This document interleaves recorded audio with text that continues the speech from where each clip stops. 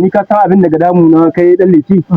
dangane da kai yaran makaranta daga yaro dan karami yanzu yayin nayi da shiwa nayi da shiwa malam hadi ya ce dole sai ya kai ɗani makaranta almajiranci sannan yaro dan karami wato ba ma shi abin da ka manta kai ci ba yanzu don Allah ka dubi ina an kai ko ina abinci kauye ko to don Allah yanzu ga kaga wani ya noma yadda buhu sai da shi da ɗaya ne amma kwana biyu haga ya dunkulo su ya kawo su dubi cin irin suna sai haga yaro bai ci komai ba dan karamin yaro bai wuce shekara 10 ba haga an turo shi bara nan na masu iskanci a lalata mu yaro rayuwa nan na aka koya musu ta'addanci kidnapping sata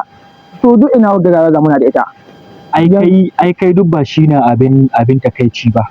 sai ka ji wai an tambayi mutum sai ka ji ya ce wai ai annabi ya ce ku yi aure ku hayayyafa domin in yi alfahari da ku ranar kiyama shin do Allah tambaya shin annabi zai yi alfahari da dan giya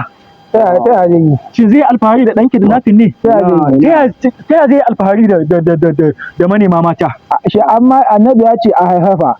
in baka da abin lalura to wacce ko aure bai halatta gare ka ba in baka da abin lalura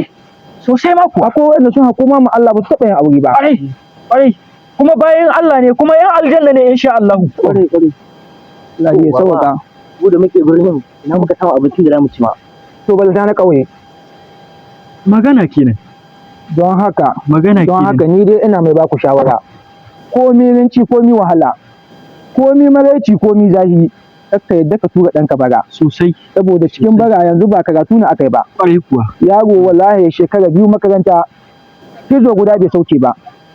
yamina na kai ka zauna nan ka karanta shi in baka karanta shi akwai makaranta ga ina faɗa madalci ko mu lokacin da mun je makaranta muna karatu ba malamin mu da kasan bayan da ake kama wanda ake ba mu labari cikin dan zamanin sahabbai haka mutu kullun noma muke mishi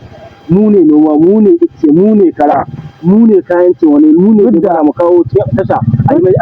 abinci duk da gwamnati na kokari iya nata tana kokarin kai abinci makarantar almajirai